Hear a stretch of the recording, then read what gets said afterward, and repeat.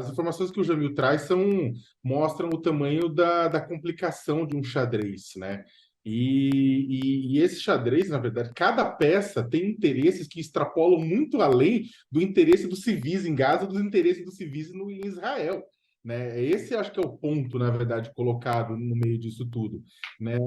Por exemplo, Israel, mesmo Israel falando, Israel tem, claro, seu principal aliado, os Estados Unidos, mas ao mesmo tempo ele tem uma relação com a Rússia que ele quer manter, tem a Rússia como grande influência em cima da Síria, né? Inclusive tem tropas, tem um esquadrão aéreo russo na Síria, tem muitos judeus que são emigrados da Rússia, né? Que moram em Israel, assim como tem muitos judeus emigrados da Ucrânia que moram em Israel. Então é muito complicado para a política externa israelense nessa relação com a Rússia. Ao mesmo tempo, né, a Rússia está usando também esse palco do conflito entre Tel Aviv e o Hamas também para fazer pressão, né, em cima, para surtir efeito em cima da sua própria situação. A Rússia invadiu a Ucrânia, né? E a Rússia foi alvo de uma série de pressões no Conselho de Segurança por conta dessa invasão à Ucrânia e por conta de crimes de guerra que teria cometido na Ucrânia.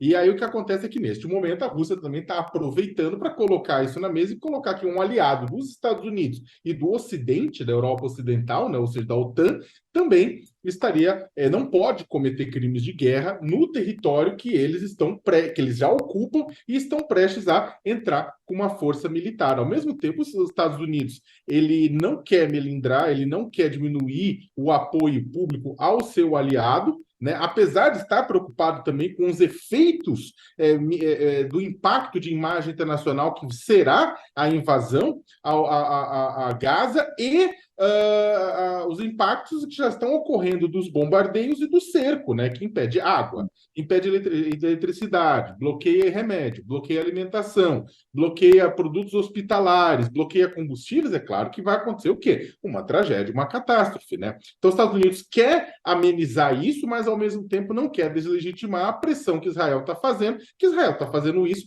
para ver se o Hamas libera os reféns. Ou seja, tem muito disso no jogo e os Estados Unidos trouxe um porta-aviões nuclear, o Gerald Ford, tem outro porta-aviões chegando. Para quê? Para atacar Gaza? Não, para fazer dissuasão em cima do Irã, que também está articulando. Irã, esse que é aliado tanto do Hamas quanto do Hezbollah, que está no norte do Líbano, torpedeando Israel e sendo torpedeado. Inclusive, Israel matou um jornalista no meio dessa tragédia toda. Ou seja, existe um palco, né, de conflito local após o terrorismo do Hamas e após o terrorismo de Estado que vem sendo empregado nessas táticas de cerco de Israel, que coloca em xeque o que está presente na Quarta Convenção de Genebra, mas, ao mesmo tempo, tem também um contexto, como o Jamil bem coloca nos dados colocados lá, e os interesses que estão sendo disputados dentro do Conselho de Segurança, há também uma questão geopolítica, né, global no meio de tudo isso.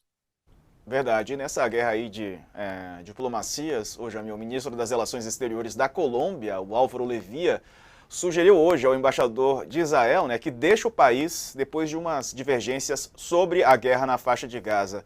Você está vendo aí, a declaração foi feita depois de um mal-estar diplomático entre os dois países. Isso porque nas redes sociais o presidente da Colômbia comparou o cerco à faixa de Gaza às práticas do nazismo contra os judeus, né? Israel classificou afirmações como hostis e antissemitas. Em resposta, o Gustavo Petro, né, da Colômbia, disse que se for necessário suspender relações com Israel, vai suspender, Jamil. Quer dizer, essas questões diplomáticas aí têm se aflorado nos discursos aí agora a gente vendo o líder colombiano com o israelense. Verdade, Diego. Essa é uma crise, essa é uma guerra que acaba chegando a todos os locais. Ela não acontece só na faixa de Gaza, ela tem uma repercussão absolutamente global. Não é por acaso que essa é a terceira reunião do Conselho de Segurança, sendo que as duas primeiras, como eu insistia, sequer foram abertas ao público para a gente não descobrir o grau de discordância que existia. Então, no fundo, essa é uma guerra que coloca essa questão, ou, na verdade, questões bastante profundas, bastante fundamentais, históricas, inclusive, para vários governos do mundo todo. Eu não gostaria aqui de fazer hierarquia de crime. né? Um crime de guerra é um crime de guerra. E aí não sou eu que estou dizendo, os próprios relatores da ONU, que já apontam há anos que o bloqueio de Gaza é um crime de guerra. E ponto final. É algo muito parecido ao que era visto, obviamente, na Idade Média, quando você basicamente deixava, asfixiava o seu inimigo, deixando ele dentro de um certo território. O que a gente vê na Colômbia é talvez um exemplo muito próximo do Brasil, mas que tem acontecido em outros lugares da Europa, em outros lugares, com outros grupos políticos, que em qualquer tipo de posicionamento que é tomado é criticado por um lado ou por outro. É algo bastante importante a gente entender que, neste conflito e nessa questão entre Israel e Palestina, a complexidade dessa história ela merece ser tratada de uma forma, não diria cuidadosa, mas aceitando a complexidade disso tudo, aceitando o fato de que há 2000 anos, e não há uma semana, existe uma disputa real, uma disputa de narrativas que antes era feita por outros meios, hoje é feito pelo Twitter, mas que ela existe e existiu por muito tempo. Então, é muito importante a gente entender a complexidade dessa situação, aceitar que ela é complexa desse jeito, caso contrário, qualquer outro tipo de resposta é simplificar. Agora, vamos colocar o que é que está acontecendo neste momento. Neste momento, vocês estão vendo aí as imagens, você vê um cerco que é considerado, sim, como uma violação do direito humanitário internacional. Logo mais, a gente tem um professor que vai falar aqui, certamente, o Thiago Amparo, que não vai deixar nenhuma dúvida que, obviamente, violações de direito humanitário internacional devem ser denunciados, independentemente de quem está cometendo esses crimes. O que me deixa absolutamente, aí não como repórter, mas como ser humano, absolutamente, eu diria, com mal-estar muito grande, é que enquanto no Conselho de Segurança da ONU, daqui a pouco nós vamos ver discursos, cálculos políticos, geopolítica entrando em ação, você tem crianças, idosos, civis morrendo de todos os lados da fronteira, em vários continentes ao mesmo tempo. Hoje estamos falando de Israel e Palestina, ontem estávamos falando da Ucrânia, mas, enquanto isso, são vários os conflitos no mundo que atingem proporções absolutamente dramáticas. Ô, Diego, é uma situação muito complicada, uma situação muito triste. É claro que uma situação de conflito armado aberto, né, como um conflito, inclusive, que desperta paixões, como é o caso do antigo conflito, né, entre Israel e a Palestina, né, uma situação que nunca se resolveu desde a partilha da Palestina, na década de 40 até hoje, né, isso continua provocando, e primeiro, sabe, você leva oportunistas a aproveitarem o caso para agir e extravasar sua violência. Dois, você leva, inclusive, neste momento, você tem gente que é antissemita ou que é anti-islâmico que está indo às ruas também para ser e aproveitando de forma oportunista este momento para extravasar sua violência contra judeus ou contra muçulmanos. A gente teve esse caso aqui que precisa ser investigado na Bélgica, né? Não sei se isso é uma violência perpetrada por um fundamentalista islâmico ou não, ou é uma coisa que precisa checar, que isso é uma coisa muito grave. Ao mesmo tempo, nos Estados Unidos, tivemos uma situação gravíssima que uma pessoa matou uma criança, né? Exatamente porque a criança, ao que tudo indica, simplesmente era muçulmana. E aí matou a criança. Né? Então, ou seja, você tem outros lugares em que, por exemplo, na China, em Pequim, um diplomata de Israel foi esfaqueado. Em outros lugares do mundo, você tem visto árabes e muçulmanos sendo também atacados. Né? Você tem visto tipo, neonazistas vindo às ruas. Você tem visto pessoas pedindo fim e que se jogue uma bomba atômica sobre o Oriente Médio. Ou seja, neste momento, o conflito, ele não é só um conflito local. Você acaba, na verdade, reverberando no mundo, abrindo a tampa do esgoto em vários locais do planeta, e oportunistas acabam aproveitando este momento para destilar o seu ódio contra um lado ou contra outro lado. Então, o que acontece? E aí tem um ponto, Diego. A gente está vivendo aqui no Brasil um momento, falando de Brasil exatamente, um momento de extrema polarização. As pessoas não aceitam esta frase. É possível condenar os ataques terroristas do Hamas e, ao mesmo tempo, condenar, né, o crime contra a humanidade que vem sendo perpetrado por Israel na resposta ao Hamas. Tem muita gente que não aceita essa frase, seja por conta de um pedaço ou seja por conta do outro. É uma questão de pensamento raso, é uma questão de ultrapolarização, você pode dar o nome que quiser. Mas o fato é que se você não concorda com esses dois pontos, você não consegue nem sentar para dialogar. E neste momento, você tem você tem brigas acontecendo, inclusive no Brasil, por conta disso. Você tem oportunistas se aproveitando disso para utilizar-se politicamente desse processo, atacar o governo ou não, e por aí vai. Então, é aquilo, Diego. A guerra, ela abre um monte de caixinhas e um monte de tampas de esgoto que depois vai ser bastante difícil fechar. Pois é, e aí nesse sentido até há muita desinformação e o PT, o Partido dos Trabalhadores, aprovou numa reunião realizada hoje uma resolução a respeito do conflito entre Israel e o Hamas. Nesse documento, o partido condena os ataques, bem como o que descreve como um genocídio ocorrendo na faixa de Gaza.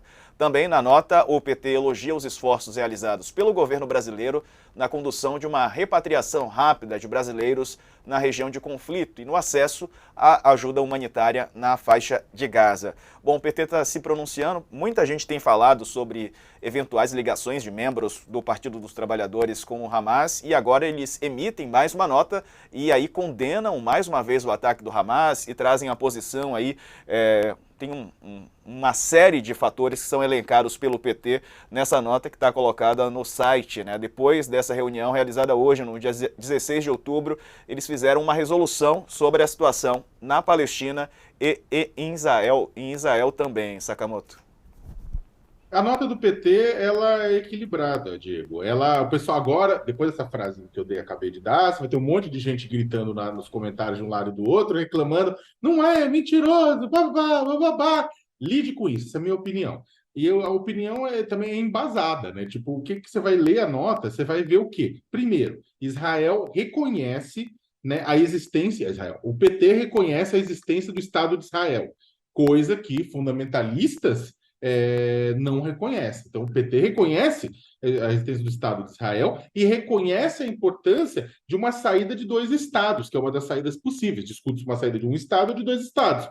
Não, um Estado palestino e Israel ou dois estados. O PT reconhece a importância de ter dois estados com soberania, com fronteira, com tudo, e isso para garantir a paz. Então, reconhece que Israel tem que existir e reconhece que a Palestina como Estado tem que existir, que é, inclusive, posições das Nações Unidas, né?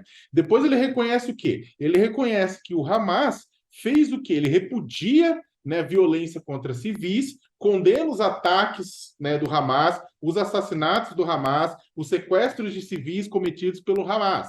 Deixa bem claro isso aí. Também eu vi nas minhas redes, tem muita gente que ficou emputecida com o PT, porque mas o PT não tinha que criticar o Hamas. Tem muita gente radical que acha que não. O PT foi lá e colocou. Mas também criticou aí o Estado de Israel. E aí critica o Estado de Israel não apenas pelos ataques que estão sendo cometidos agora, que como a gente está colocando até agora, o professor Tiago Amparo colocou, o Jamil colocou, eu coloco também, são, à luz das convenções de Genebra, é um crime contra a humanidade, é um crime de guerra que vem sendo perpetrado pelo Estado israelense na resposta. Sim, Israel foi vítima? Sim. Israel foi a vítima inicial. Só que aí, o que aconteceu? Israel decidiu o quê no meio do caminho? No meio do caminho, Israel decidiu utilizar-se de comportamentos que iguais aos do Hamas para dar uma resposta. Ao invés de dar uma resposta com inteligência de forma forte, mas de uma forma que protegesse os civis de Gaza, Israel resolveu apelar e rasgar as convenções que garantem os direitos mínimos, né? O direito humanitário. E aí cercou, impediu água, impediu comida, impediu remédio, impediu combustível, impediu eletricidade, mandou 1 milhão de pessoas se deslocarem de um lado para o outro de repente e bombardeou, bombardeou, bombardeou, a ponto de estar cheirando a morte o norte de Gaza. Então, o que acontece? O PT repudiou também isso, né? Que ele falou, você deixou claro, é crimes de guerra que a gente está discutindo aqui. E ele fala o quê? Ele insta o Conselho de Segurança que o Brasil está presidindo para resolver a questão, né? E pede paz. Paz numa solução de 2 estados, né? Paz na solução da soberania para ambos os países. Então é o seguinte, Diego, é claro que uma nota do PT não ia agradar à oposição. A oposição ia sempre encontrar alguma coisa. Mesmo se a nota ficasse do jeitinho exatamente, por exemplo, que o bolsonarismo quer, o bolsonarismo vai falar, olha, tá vendo? Mas o PT ontem não falou isso. O PT está sendo coerente com a história dele e está, na verdade, colocando em pratos que eu acho que é uma nota equilibrada. Está colocando os problemas de um lado, está colocando os problemas do outro. Não está dizendo que por conta de um, o outro, não. Está colocando que você tem, de um lado, o Hamas tendo feito o que fez, né? E do outro lado, Israel está fazendo o que de fato está fazendo e instando a paz. Agora, Diego, é uma nota de um partido. É claro que essa nota de um partido vem para exatamente responder a eventuais críticas que ele está sofrendo. Agora, uma nota de um partido, com todo respeito ao PT, né, ele não é a nota de um país. Né? E aí eu acho que o mais importante é a gente olhar para a nota que foi dada pela diplomacia brasileira, que também eu achei uma nota bastante equilibrada. Ô Jamil, Estados Unidos e Rússia estão pressionando o Brasil para mudar a resolução sobre a Gaza, sobre a região da faixa de Gaza na ONU. Por que a pressão? Qual exatamente é a pressão feita pelos dois países? Boa tarde para você, prazer em vê-lo. Diego, um prazer estar contigo aqui, Léo, prazer a todos aí que nos assistem. Olha, Diego, de fato, é a terceira reunião do Conselho de Segurança. Nas duas últimas reuniões, elas sequer foram abertas, ou seja, o grau de desentendimento era tanto que os governos não queriam nem demonstrar ao mundo que esse era o grau vamos dizer assim, de desentendimento entre eles. Agora, finalmente, uma reunião que deve ser, pelo menos, essa é a promessa, aberta. Agora, o que é que vai acontecer? São duas resoluções. Uma tinha sido apresentada pela Rússia, mas a resolução da Rússia apenas falava na necessidade de um cessar-fogo e condenava todos os atores por conta da violência. Mas, para o Ocidente, essa resolução não era boa. Por quê? Porque não nomeava o Hamas, não descrevia o Hamas e os seus atos terroristas. O que fez o Brasil, que preside o Conselho de Segurança? Tomou para si a responsabilidade e foi e apresentou uma primeira versão de uma resolução que poderia ser uma versão de consenso. O que é que dizia a resolução original brasileira? Condenava o Hamas, criava um cessar-fogo humanitário e denunciava, basicamente, Israel por várias violações, mas, acima de tudo, pedia que Israel abandonasse a ideia do ultimato, esse ultimato que eles deram à população do norte da faixa de Gaza para que fosse para o sul da faixa de Gaza. Muito bem, essa resolução brasileira, esse projeto brasileiro, passou a ser, Diego, alvo de todos os lados. Do lado americano, a ideia de um cessar-fogo, mesmo que humanitário, não agradou. Por quê? Porque cessar-fogo dá aquela impressão de que, claro, a guerra está sendo interrompida, a guerra está sendo, de alguma forma, suspensa. E, para os americanos, falar em cessar-fogo seria complicado, porque, afinal de contas, segundo eles, Israel tem o direito de se defender contra o Hamas. Então, cessar-fogo não seria bom. O que fez o Brasil? Tirou cessar-fogo do texto e colocou pausa humanitária. Parece a mesma coisa, afinal de contas, o que importa é salvar a vida dos civis? Mas, obviamente, o Brasil aí mostrando algum tipo de flexibilidade para atender os americanos. Mas aí, quando o Brasil fez isso e apresentou uma nova versão, Diego, o que aconteceu? Os russos vieram para cima, dizendo que não aceitam apenas uma pausa, querem um cessar-fogo e não só isso, querem uma condenação a Israel pelos ataques em Gaza. Vamos aguardar até às 7 horas do horário brasileiro, 6 da tarde, em Nova York, para saber como essa resolução vai ser votada. Lembrando que a última vez que uma resolução do Conselho de Segurança passou falando de Israel e Palestina, 2016. Ou seja, há 7 anos não há acordo no Conselho de Segurança sobre isso. Vai ser um desafio bastante grande ver uma resolução sendo aprovada hoje. Ô, Diego, o interessante disso aqui, que acho que vale, na verdade, a gente olhar esse evento, né, para além dessa coisa que chama a atenção, que é a questão do nosso presidente, que uma parte da rota, do comando da rota, o governador, os secretários, são tudo bolsonaristas, a gente sabe disso, né? E eles vão colocar, e vão falar, e vão dizer eterno presidente, isso aí é compreensível que se faça. Eu não estou falando que eu concordo, eu não concordo com isso com qualquer lado político, mas a gente entende que isso está dentro desse jogo político. O interessante é como eles estão fazendo o jogo. O que o bolsonarismo fez nesse evento? Ele misturou política com questões trabalhistas na PM de São Paulo. Por quê? Em determinado momento, o secretário Derrite, né, ele falou, quero agradecer na presença do nosso eterno presidente Jair Bolsonaro, e depois ele homenageou o Tarcísio logo na sequência, dizendo que olha, nunca tivemos um governador que fez tanto pela PM em um primeiro mandato. Né? E aí tem todas as questões, tanto para a PM, né, com relação à instituição, mas também com relação a questões de remuneração, ele não cita, mas está implícito nesse processo, a questão do atendimento às necessidades dos policiais e o atendimento à PM como instituição.